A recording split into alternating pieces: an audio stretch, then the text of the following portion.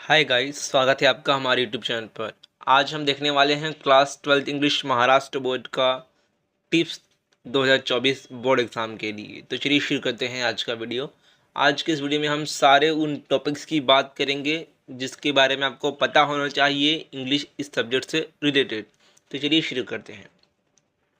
तो देखो, सबसे पहले ना आपको 12th इंग्लिश महाराष्ट्र बोर्ड का जो पेपर पैटर्न है वो पता होना चाहिए कि पेपर पैटर्न कैसा है, कैसे क्वेश्चन आएंगे, कहाँ से क्या आएगा। अगर आपको ये बेसिक ही नहीं पता होगा तो फिर आप कैसी तैयारी करोगे। इसलिए जो वीडियो का आप थंबनेल देख रहे हो इसका लिंक डिस्क्रिप्शन में है, पहले जाकर इस वीडियो को देखो, आप समझ जाओगे पेपर पैटर्न। उसके बाद सबसे पहला हमारा जो सेक्शन रहेगा पेपर में वो है प्रोस का, यानी कि आपके जितने लेसन हैं उनके ऊपर का क्वेश्चन। अब बात करें 2022 में, तो 2022 में आपका जो 1.3 है the cop and the anthem, इस पैसेज के ऊपर क्वेश्चन पूछे गए थे, यानी कि ये वाला पैसेज आया था एग्ज़ाम में। उसके बाद 2023 में आया था 1.8 वर्जिंग टूवर्ड एक्सीलेंस, यानी कि जो पैसेज है, जो लेसन है वो रिपीट नहीं होता है। इससे एक बात तो क्लियर हो गई है। उसके बाद बात करें, आपका पैसेज आया है, पैराग्राफ के ऊपर क्वेश्चन होते हैं तो बहुत इजी होते हैं, आपको सिर्फ इजीली उसमें से ढूंढ कर लिखना होता है। और भी बाकी इजी इजी क्वेश्चन होते हैं, और साथ ही पर्सनल रिस्पॉन्स का भी क्वेश्चन होता है। तो पर्सनल रिस्पॉन्स का क्वेश्चन कभी भी मत छोड़ना, उसे आप लिख सकते हो अपने हिसाब से, जैसा आपने समझा, जो लिखना चाहते हो वो लिख सकते हो, वहाँ पर आपको मार्क्स मिलेगा ही। तो अब बात करते हैं कुछ इम्पोर्टेंट चैप्टर्स की आपके 2024 के बोर्ड एग्ज़ाम के लिए। तो यहाँ पर आप देख सकते हो आपके इम्पोर्टेंट चैप्टर्स हाईलाइटेड है। यहाँ पर जो सबसे फर्स्ट चैप्टर है एन एस्ट्रोलॉजर डे, उसके बाद second on saying please, and जो पांचवा चैप्टर है द न्यू ड्रेस, एंड छठवा इन टू दी वाइल्ड। ये चार चैप्टर जो हैं आपके 2024 के बोर्ड एग्ज़ाम के लिए बहुत ही इम्पोर्टेंट है। इसमें से पैसे जाने के जो चांस है वो बहुत ज़्यादा है। तो आप इन चारों चैप्टर पर बहुत अच्छे से ध्यान देने का, इसके पैसेज वगैरह देखने का, इसे पढ़ने का एक बार। और मैं ये चार चैप्टर जो है इम्पोर्टेंट बता रहा हूँ, यानी कि बाकी के चैप्टर हैं वो पढ़ने नहीं है, ऐसा नहीं है, वो भी पढ़ना, लेकिन इन चार चैप्टर्स पर आप ज़्यादा ध्यान देना। उसके साथ ही बहुत सारे जो स्टूडेंट होते हैं उनका सवाल होता है कि ग्रामर के क्वेश्चन कौन से आएंगे, यानी कि किस टाइप का ग्रामर आएगा इंग्लिश में। तो देखो, यहाँ पर आपकी बुक में बताया भी गया है कि कौन से चैप्टर के ऊपर से कैसे टाइप के ग्रामर के क्वेश्चन हो सकते हैं, पूछे जा सकते हैं। जैसे कि फर्स्ट जो चैप्टर है उसमें से कोड मिक्सिंग, वर्ड यूसेज, ऐसे टाइप के क्वेश्चन। उसके बाद सेकेंड में कोलोकेशन, रजिस्टर, आर्टिकल। उसके बाद यहाँ पर देख सकते हो कि कैसे क्वेश्चन है, जैसे कि यहाँ पर 1.6 के ऊपर से not only but also change the voice करके क्वेश्चन। तो ऐसे टाइप के ग्रामर के क्वेश्चन आपको पूछे जा सकते हैं। तो ग्रामर देखो वही रहने वाला है जो आपने पिछली क्लासेस में 11th में जो ग्रामर किया था इंग्लिश में, वही ग्रामर रहेगा। ग्रामर का टाइप कुछ चेंज नहीं होगा। तो ये हो गया आपका फर्स्ट सेक्शन। उसके बाद बात करें तो सेक्शन 1 में ही आपका जो प्रोस का सेक्शन है उसमें समरी राइटिंग और माइंड मैपिंग ये होता है 3-3 मार्क्स के लिए। तो समरी राइटिंग देख सकते हो, आपको कुछ पॉइंट्स दिया होगा, उसके ऊपर आपको लिखना होता है समरी राइटिंग। ठीक है, समरी राइटिंग का जो अनसीन पैसेज होता है उसके ऊपर से आपको लिखना होता है। उसके बाद माइंड मैपिंग में भी कुछ पॉइंट्स दिए होंगे, उन पॉइंट्स के अकॉर्डिंग आपको लिखना होता है। इन दोनों टॉपिक पर मैंने वीडियो बना दिया है कि समरी राइटिंग क्या होता है, कैसे लिखते हैं, और साथ ही माइंड मैपिंग को कैसे लिखा जाता है। इन दोनों टॉपिक पर मैंने वीडियो बना दिया है, छोटा छोटा वीडियो है 5-10 मिनट का, आप इसे जाकर देख सकते हो, लिंक डिस्क्रिप्शन में है। तो यहाँ पर हमारा जो सेक्शन 1 है प्रोस, वो ख़त्म हो गया। इसमें कुछ हार्ड नहीं है क्योंकि ये पैराग्राफ बेस्ड क्वेश्चन है। इसमें आपको पैराग्राफ में से आंसर ढूंढने होंगे। ग्रामर के जो टाइप हैं मैंने आपको बता दिया कि कैसे कैसे ग्रामर के टाइप के क्वेश्चन कौन से लेसन से आ सकते हैं, जो कि आपकी बुक में ही दिया है। और साथ ही इसमें समरी राइटिंग और माइंड मैपिंग का एक क्वेश्चन होता है। उसके बाद अगला है आपका सेक्शन 2 पोएट्री। तो 2022 में जो 2.1 song of the open road है, ये पोएम का पैसेज आया था, पैराग्राफ आया था। उसके बाद 2023 में आया 2.3 द इंच के प्रयोग, यानी कि फिर से पोएम का जो रिपीटेशन है वो होता नहीं है, हर बार नया नया पोएम पूछा जाता है। तो देखो, पोएम यहाँ पर आपका सेक्शन 2 है पोएट्री। इसमें सिंपल आपको पोएम का लाइंस दिया रहेगा, जैसे सेक्शन 1 में लेसन का लाइन दिया था, ऐसे ही इसमें पोएम का लाइन दिया होगा। अब पैराग्राफ पूछा गया है, लाइंस दी है, तो सिंपली आपको आंसर ढूंढ कर लिखना है उस पैराग्राफ में से, जो कि ज़्यादा मुश्किल नहीं होना चाहिए आपके लिए। तो इस सेक्शन में सिर्फ a poetic devices and poetic creativity, ये थोड़े अलग क्वेश्चन है। तो पोएटिक डिवाइसेस यानी कि सिंपल आपको फिगर ऑफ स्पीच या फिर जो भी बोला रहेगा वो ढूंढ कर लिखना होगा दी हुई लाइन में। जैसे यहाँ पर दिया है line, still here I carry old delicious burden. इसमें फिगर ऑफ स्पीच क्या है आपको उसे ढूंढ कर लिखना है और बताना है। उसके बाद एक क्वेश्चन होता है पोएटिक क्रिएटिविटी करके, यानी कि आपको जो लाइन दी है पोएम की उसे कंप्लीट करना होता है। तो यहाँ पर आप कुछ भी लिख सकते हो, मार्क्स मिलेगा ही। ऐसा नहीं कि पूरा एकदम राइमिंग स्कीम वाला कुछ लाइन लिखो। आप बस सही लाइन लिखो, वर्ड सही होना चाहिए, उसका स्पेलिंग सही होना चाहिए, तो आपको कुछ ना कुछ मार्क्स मिलेगा ही। उसके बाद बात करें पोएम के अप्रिसिएशन की, तो 2022 के बोर्ड एग्ज़ाम में जो 2.4 have you on your tomorrow ये पोएम है, इसके ऊपर पूछा गया था अप्रिसिएशन। पोएम की लाइंस दी होती हैं और उसका आपको अप्रिसिएशन लिखना होता है। उसके बाद 2023 में 2.7 शी वॉक्स इन ब्यूटी, इस पोएम के ऊपर पूछा गया था अप्रिसिएशन। और यहाँ पर जो एप्रिसिएशन दिया है इंग्लिश में, उसकी सबसे अच्छी बात यह है कि आपको पॉइंट्स भी बता दिए जाते हैं कि कौन कौन से पॉइंट्स के अकॉर्डिंग लिखना है। जैसे आप यहाँ पर देख सकते हो पॉइंट्स, जैसे title of the poem, theme, poetic devices, values and your opinion about the poem. तो आपका जो अप्रिसिएशन है उसमें सिंपल कुछ लाइंस दी होती हैं पोएम की आपके बुक में से, उसका अप्रिसिएशन लिखना होता है। उसके बाद अगर बात करें इंपॉर्टेंट पोएम्स की 2024 के बोर्ड एग्ज़ाम के लिए, तो वो है इंडियन वीवर्स, जो कि आपका सेकंड पोएम है। उसके बाद थर्ड पोएम द इंच के प्रोक। उसके बाद जो पांचवा पोएम है फादर रिटर्निंग होम और मनी। एंड लास्ट का जो पोएम है स्मॉल टाउन्स एंड रिवर्स। ये पोएम्स इंपॉर्टेंट हैं। तो ये हो गया आपका सेक्शन 2 पोएट्री का। इसमें भी कुछ हार्ड नहीं है, क्योंकि इसमें भी आपका सिंपल सा पैराग्राफ दिया रहेगा, उसके ऊपर से कुछ क्वेश्चन लिखने हैं सिंपल उसमें से ढूंढ कर। उसके बाद पोएटिक डिवाइसेस है जहाँ पर आपको फिगर ऑफ स्पीच पहचानना है। तो अगर आपको फिगर ऑफ स्पीच आता है अच्छे से तो वहाँ पर भी आपका मार्क्स बन जाता है। और पर्सनल रिस्पॉन्स का क्वेश्चन रहेगा जो आपको अटेम्प्ट करना ही चाहिए। और साथ ही यहाँ पर आपका अप्रिसिएशन रहेगा। मैंने यहाँ पर इस चैनल पर 12th इंग्लिश में जितनी पोएम्स है सबका अप्रिसिएशन अपलोड कर दिया है। प्लेलिस्ट का लिंक नीचे डिस्क्रिप्शन में है, आप जाकर एक एक पोएम का जो अप्रिसिएशन है वो देख सकते हो। अब देखते हैं हमारा सेक्शन 3 राइटिंग स्किल, जो कि 16 मार्क्स के लिए है। इसमें 4 सब क्वेश्चन होंगे, जैसे आप यहाँ पर देख सकते हो। ये सबसे पहले ए, उसके बाद यहाँ पर बी, यहाँ पर सी एंड लास्ट में डी। इन तीनों सब क्वेश्चन में 3 क्वेश्चन होंगे, जिसमें से कोई एक करना होगा 4 मार्क्स के लिए। जैसे कि सबसे पहले क्वेश्चन नंबर 4 सब क्वेश्चन ए में आपका दिया है फर्स्ट ड्राफ्टिंग वर्चुअल मैसेज, या फिर यहाँ पर और करके दिया है स्टेटमेंट ऑफ पर्पस और ग्रुप डिस्कशन। इन तीनों में से कोई एक लिखना होगा। तो सिंपली जो आपको अच्छे से आता है, आप कॉन्फिडेंट हो कि हाँ मैं ये कर सकता हूँ, इसमें मुझे 4 मार्क्स तो मिल ही जाएंगे, वही करना आप यहाँ पर। मैंने इसमें से देखो drafting of virtual message, statement of purpose and group discussion, इन तीनों टॉपिक पर वीडियो भी बनाए हैं कि कैसे इसे लिखा जाता है, होता क्या है। तीनों वीडियो का लिंक डिस्क्रिप्शन में है, आप जाकर देख सकते हो।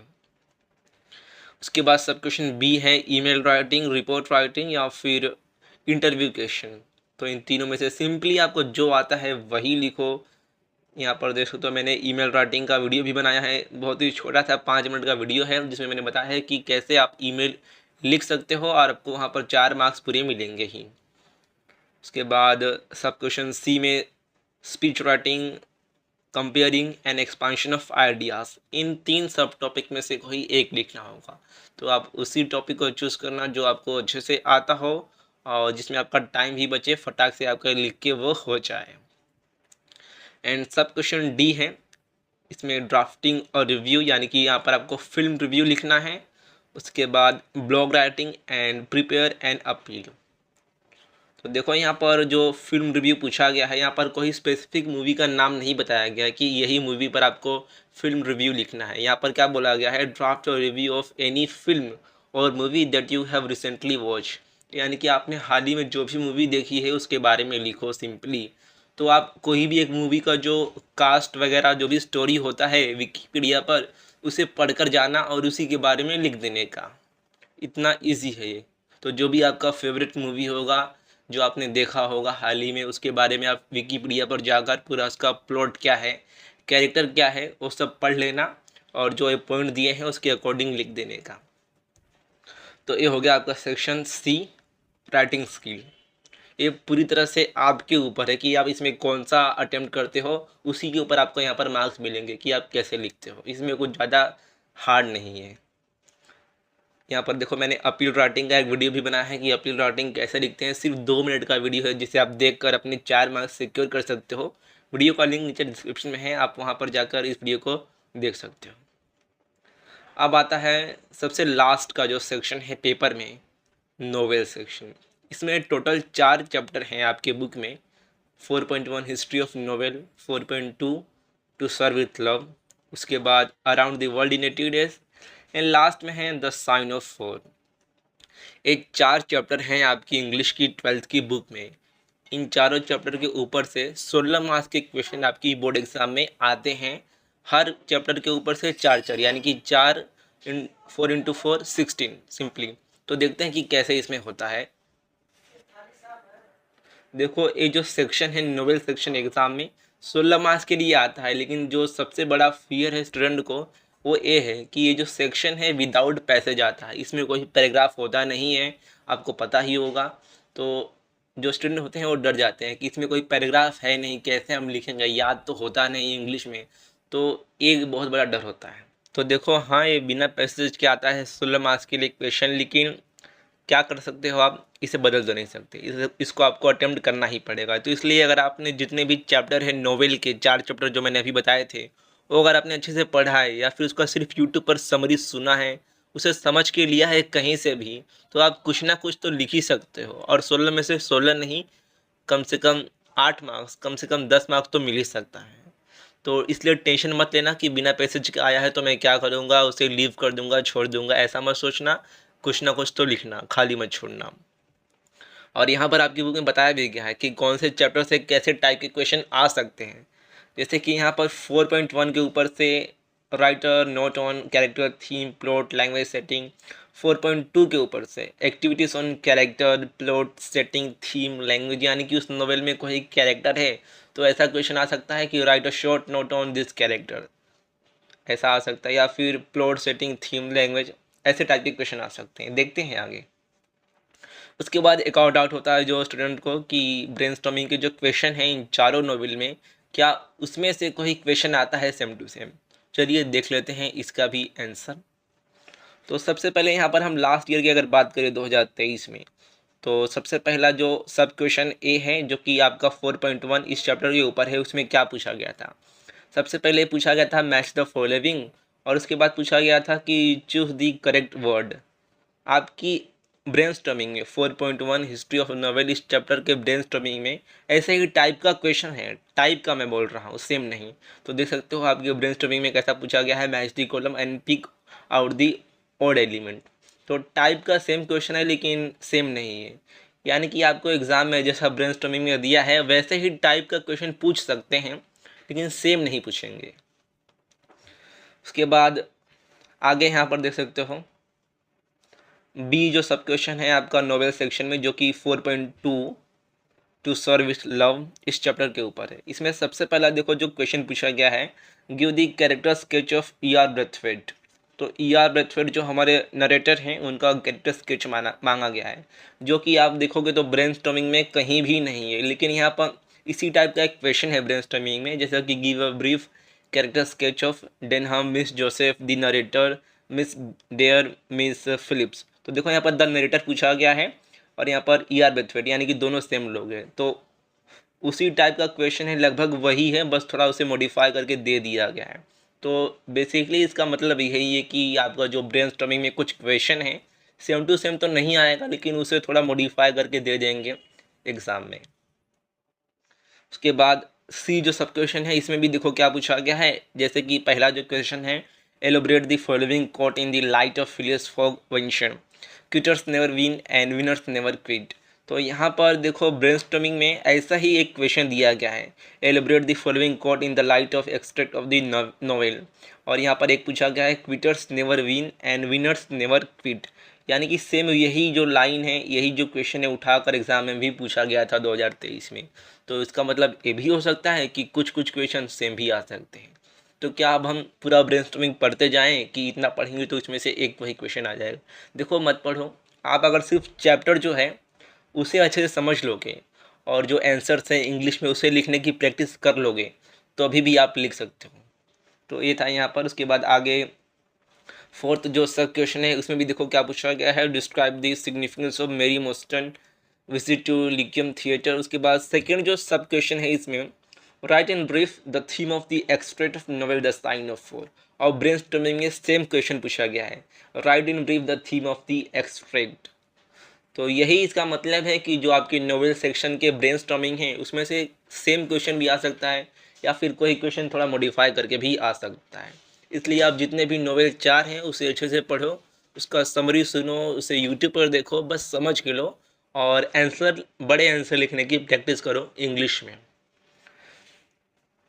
उसके बाद देखो क्वेश्चन पेपर जब आपको मिलेगा तब क्या करें, इसके बारे में थोड़ी बात करते हैं। तो देखो, क्वेश्चन पेपर मिलने पर आप सबसे पहले क्या कर सकते हो कि अपना माइंड रिलैक्स कर सकते हो।